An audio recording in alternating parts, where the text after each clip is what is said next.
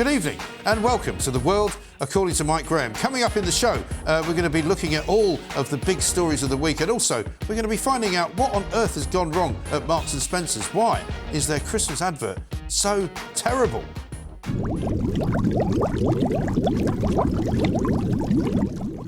In the good old days, Christmas adverts were something to look forward to. They signalled the start of the festive season and filled us with joy and anticipation. Woolworths was stuffing everyone's stockings in 1981.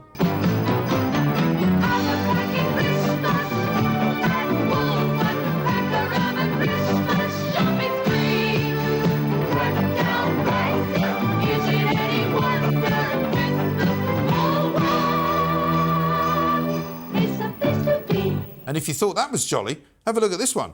Old Spice gift pack, that can't be bad. Remington's great popcorn maker, steady on there, lad. These Bontempi organs are so much fun to play. Chocolates for the girlfriend, make it Cadbury's milk tray. 20 years on, Marks and Spencer's sparkled with all the big stars. Here's how David Beckham and Joan Collins celebrated Christmas. A nicely roasted bird. No breast for me. Stick to the question, Graham. Having a lads round. But fast forward to 2023 and it's all changed at Marks and Spencer. Today, they hate Christmas and everything it stands for. It turns out this is no longer the season for giving. Selfishness is rewarded, destroying gifts is celebrated. Oh, and did I mention, you can't even call it Christmas anymore? Have a look at this. This Christmas, do only what you love.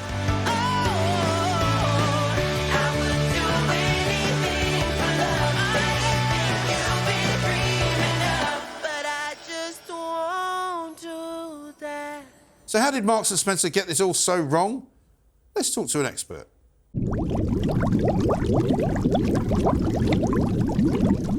So we thought what we should do is go to the guru of Christmas advertising, and that would be, of course, Amanda Devlin from The Sun. Amanda, very nice to see you. That's what they've told me anyway, so I hope you know a bit more about them than I do. Yeah. I mean, I've obviously been around a lot longer than you. I can't remember some of the Christmas ads, but some of the ones we saw there just were from a simpler time, weren't they? When people were just kind of enjoying Christmas. Now it's all about, oh, we better make sure we include this, or we better use a famous song, or we better be careful not to give the wrong impression, or something else, you know. So Marks and Spencer's this year, though, have completely sort of blown the gaff on it, haven't they? To me, it was a complete disaster from start to finish.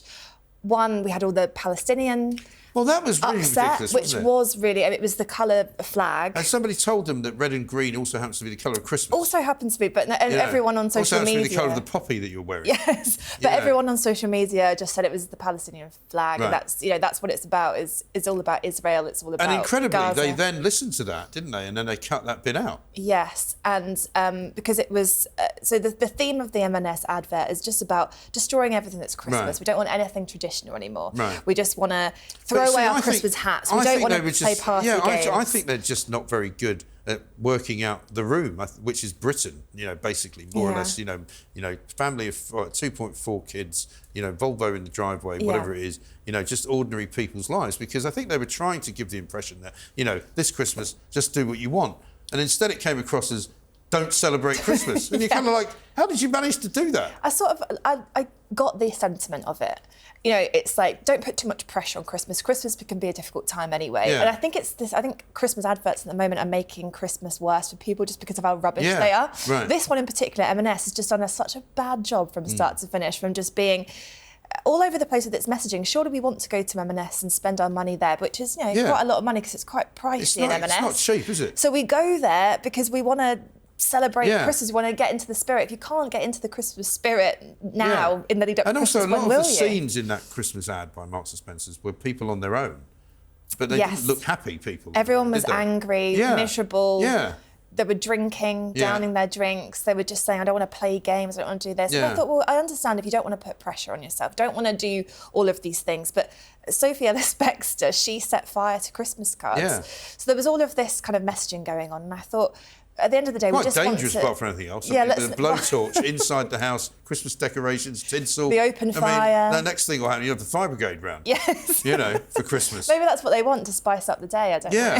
Yeah. Well, I mean, most women would quite like a visit from the fireman, but I that's not would. the story. But you know, what about just selling the stuff that you've got for Christmas? What's wrong with that? Why has it gone how about so sort of far? showcasing, Marks and Spencer's Christmas variety box or something? I don't know. Yeah, because I wouldn't like to be in that marketing room nowadays when you're having to come up with these ideas, because it's sort of John Lewis that was the one that kicked off this craze in 2011. The John Lewis ad, for some reason, has always been the one that everybody waits to see. Because it's always quite soppy and it makes you, you've got to tear. I think even it could make you tear You think? up. Well, I haven't seen it, right? A couple in the past, maybe not this one. We'll have to see. Well, I've not seen it before, so I'm going to look at it now, and I'm going to tell you exactly what I think of it as I'm watching it. So here it goes. And what are they doing with the Venus flytrap? Taking it away? Because That'd be it's the council. just out of control. Yeah, you can't have that in there. It's too dangerous. Sadiq Khan, probably. Well, I wouldn't Something want one to of do those in with the him, house. You could surely. eat the boy. Where's the dad, by the way? So there's no Is he not dad, there? and the Dad's diversity gone. within that is there's Dad's no left. dad and there's no Christmas tree. This is And the does the plant now signify the unwanted homeless person or something? I mean, I don't know what this is. I really don't. It's got nothing to do with Christmas.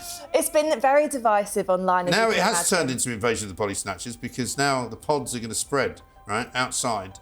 He's going to eat the child. This is not doing it for me. Imagine that's I'm how certainly the not advert weeping. ended. I'm certainly not weeping. And are all those kids from the same family? Hey? What's he doing now? He's vomiting gifts at them. God almighty. I'm sorry. No. So my point earlier was that sometimes... Sorry. No, not going through to the next round. 1 out of 10. So in the past, John Lewis, it's known for making you cry, tearing up, because that's it's so not making me emotional. cry. This isn't, and I think that's what's lost a lot of its viewers And they've got a this new time round. It's quite divided. They've got a but- new advertising agency. Yeah. But, I've often, I've known people that work in advertising, and I've never got on with them, because I can never imagine sitting in a room where somebody goes, how about this for an idea? We get a boy who buys a Venus flytrap. It grows into this massive, horrible-looking thing in the living room, and then they drag it outside, and it turns into a gift-giving, sort of vomiting, really, really scary-looking piece of botany. And you're going, what? But you'd You're like fired. to think, Get out. you'd like to think that happens, but no, it ends up being our How Christmas about advert just that doing we've got to something watch. nice about Christmas? Can you imagine how many times we're going to have to see this in the run-up? Oh. I'm exhausted thinking about it. That's ridiculous. It's just it's not Christmasy They just sent me an at all. application for a credit card as well. I'm not getting Oh it. No. After that. Not after that. Principles. Venus flytrap showing up. Amanda, thank you very much indeed. Amanda Devlin there on the gift of Christmas. It keeps on giving. It keeps on giving me the willies, I think is what I want to say. That was, of course, my deep dive into Marks and Spencer's and Christmas.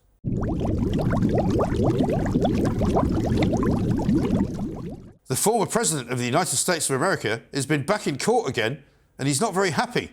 Now it's time for Trump's takedown. You are a rude, terrible person. You shouldn't be working for CNN. Kim Jong-un leads 1.4 billion people, and there's no doubt about who the boss is. And they want me to say he's not an intelligent man. They get very personal when I say that, because they're fake news. That's why they do that. They're fake. You are a rude, terrible person. You shouldn't be working for CNN. That's the end of part 1. But coming up in part 2 of The World According to Mike Graham, it's my big apology and Prime Minister for the week.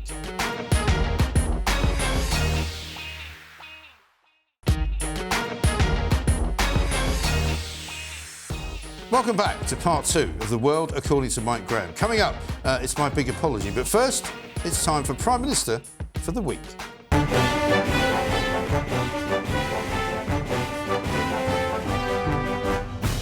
So let's meet our 2 contestants for this week. And I'm delighted to say for the first time, Noreen Skinner is here, famously a comedian, but also famously an impressionist. And I'm looking to see maybe some of your impressions, very possibly of Tory MPs coming up. Stephen Allen, who hasn't been in for a while, but welcome back. Nice to see you. It's nice to be back. Very I wish good. I had the ability to do impressions. I might have been invited back quicker. Well, there you go, you see. Well, maybe you could work on a couple. I mean, everybody can do some. I mean, I can do some as well, but I'm not going to do them today because I'm in the grip of a master, I should say. Noreen, why don't you kick us off?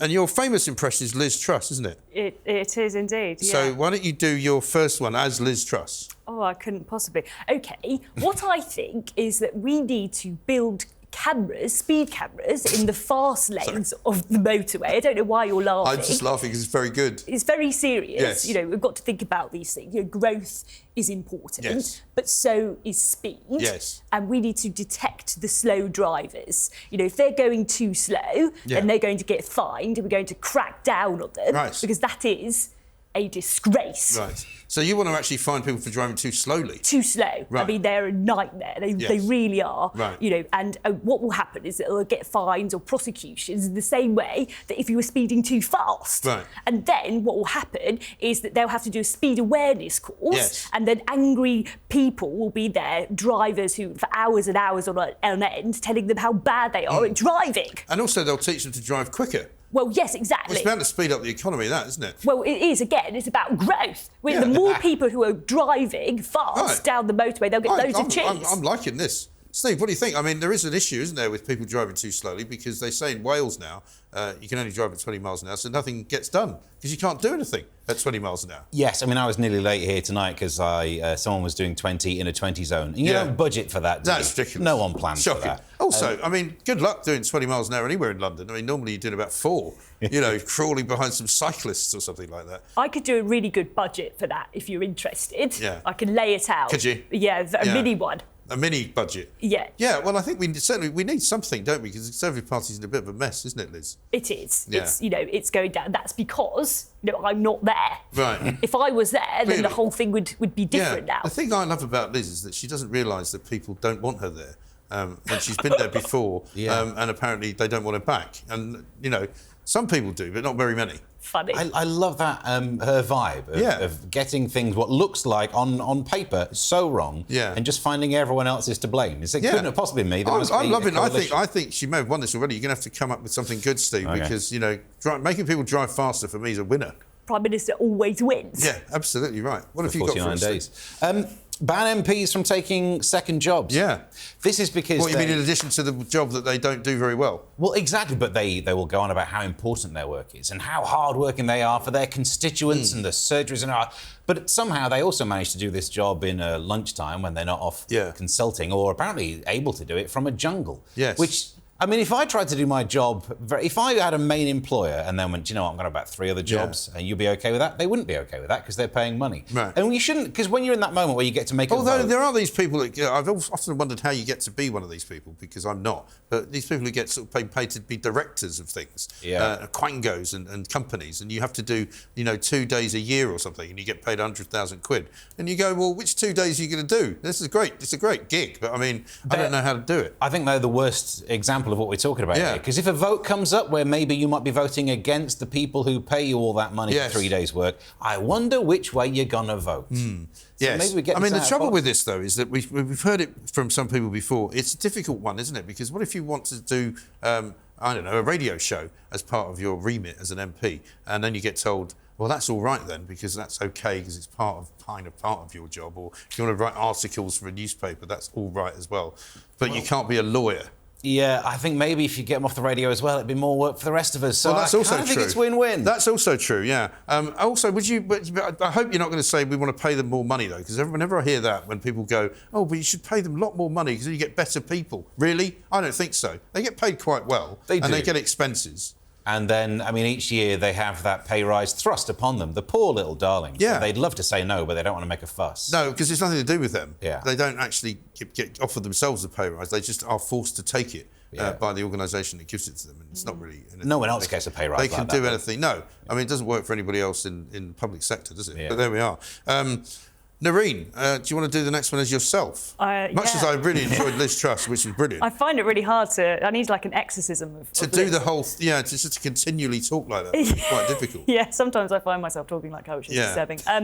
I would say, so nursing homes in Switzerland, they actually build nursing homes next to nurseries. Okay.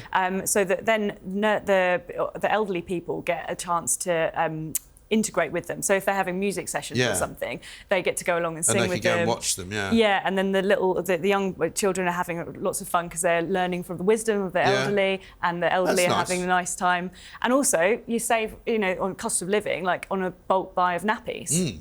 For all. That's true. Although one size does not fit all, I suppose, in those circumstances. No, that may be a slight flaw. Right. I mean, I can imagine the local councils in this country would put the kibosh on that because they'd say, well, you need planning permission for that, and you can't put places next to another place. There's probably something wrong with it. Yeah, there's always something. There'll be some reason why you couldn't do it, wouldn't there? But it'd be worthwhile for the drivers, again, because you drive through a town, you get the sign saying slow down, you're near a school, then you get another sign saying slow down for the old people. That same triangle, but with 4 people in it, 2 of them stooped over, 2 of them really small.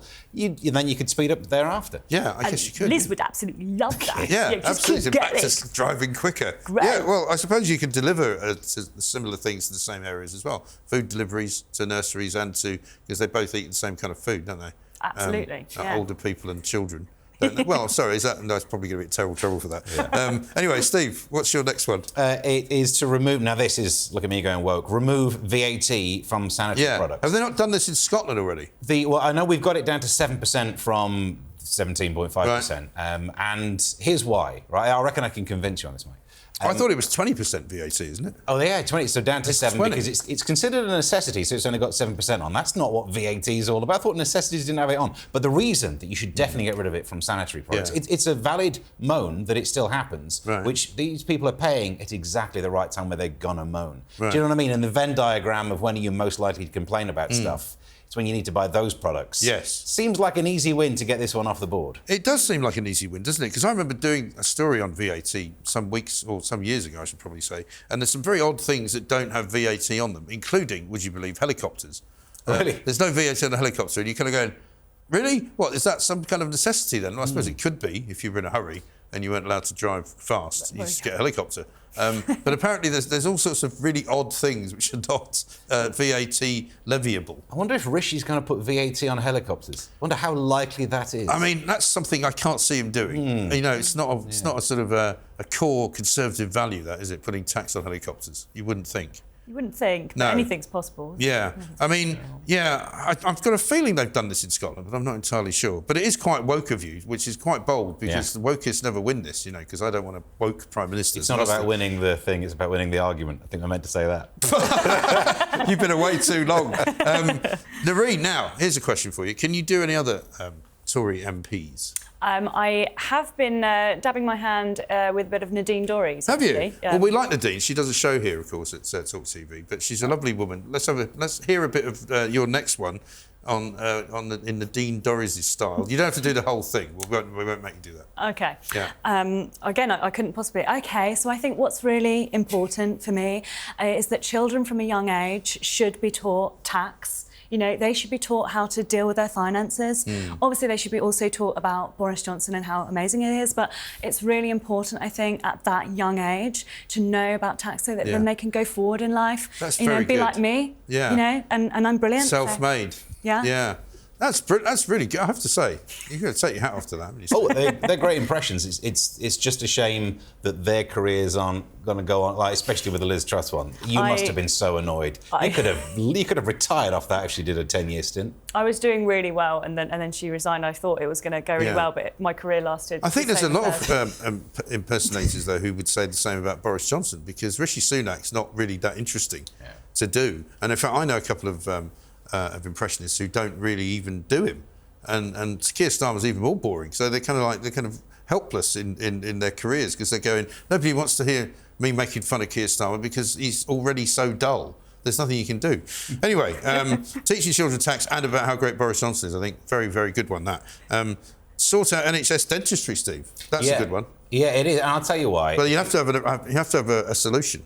To pay for it, and I'll tell you why you should pay for it. Because if you want to get people back to work, people who can't get jobs, they apply for jobs, they don't get them. I'll tell you what would really help. Having a face that doesn't look like you've just been in a fight. Yes. So I think for every, this is stats that I'm making up, for every £1 you spend on dentistry, you would make £7 back in terms of boost to the exchequer to get people working. Right. It's also they can eat properly as well, which at the moment many people can't do. Yeah, they have to suck everything through their teeth. Soup's not probably bad for you, though. I don't know. Soup is probably quite good for you, yeah. But I mean, I don't know why dentists can't seem to get their system working. Because I'm a great believer in the NHS fixing itself, you know, because you can't leave it to politicians.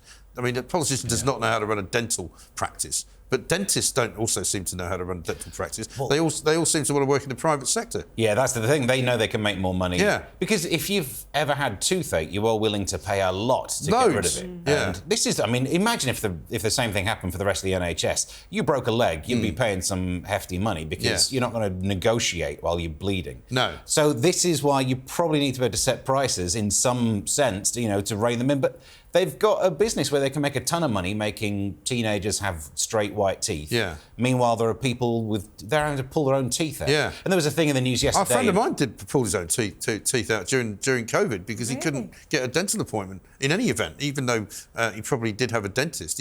Nobody would see him. Yeah. You know. So he ended up just pulling it out. Useful life skill. You know, the old bottle of Jack Daniels trick, and see if you don't screw it up. And he did it, and it was fine. Maybe we could Three do quid like... from the tooth fairy afterwards. You could have a travelling dentist, I've always thought. Yeah. You know, like a van. They used to have those vans that would go around and you could give blood, right? So why not have a travelling dentist? Maybe that could be my next job. I Yeah. could just do like back road like dentistry. Just Back try streets, people's They should Yeah. take blood while you're doing dentistry as well. We're always hearing we don't have enough blood. We Yeah. should just nick a pint out of someone while they're having their teeth done. Yeah. Yeah. Problem solved. I think if you're losing a pint while you're having your teeth done, it's probably not a very good dentist. I've lost a pint of blood. Well, this is all very good. These are all they're quite sensible. I mean, most people come in with some wacky ideas. You guys have come in with some quite sensible ones. But I think, not because, Steve, you've deserted us and now you've finally come back. I'm going to give it to Noreen just because she's done it as 3 different people. Fair enough. So, I mean, in a way, she's done 3 times the work that you've done. No, I've been She's only outnumbered. going to get the same fee though because you don't get paid for 3 people. But, so I'm going to give you Prime Minister for the week, which is only a little bit shorter than actually the real Liz Truss had. I mean, she only had 4, didn't she? Was it 4 weeks? She, I think, maybe just. Something I mean, she didn't have that. time to change the curtains or anything, did she? No. Which is really unfortunate. No, it is a real shame, but I feel like now it's all come full circle and it's been all for this moment. Yeah. So, Do you think she'll ever come back though? Absolutely. She's already back. I'm here. And I will reign Brilliant. once more. Absolutely brilliant. Well, that was it. That was Prime Minister for the week.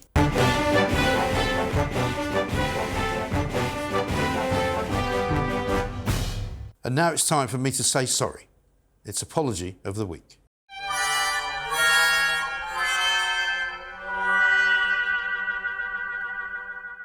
Carol Vorderman? I used to know her. I used to quite like her. She used to be quite normal. I started calling on BBC Wales to look at what she was saying on social media and say, how can she have a job where she's working with the BBC and she can pour bucket loads of the brown stuff all over the Tory party, whatever she wants, all over social media. But then, she did get fired by the BBC and she put out this mealy-mouthed, sanctimonious statement about how they recently introduced social media rules. No, they didn't. They introduced them ages ago. And now she's decided she's going to continue to be a campaigner against this awful government and she's giving up her show on a Sunday morning on BBC Wales that nobody listened to. So I'm sorry. I'm not sorry. I'm not apologising to Carol Vorderman. So for heaven's sake, Carol, get yourself a life.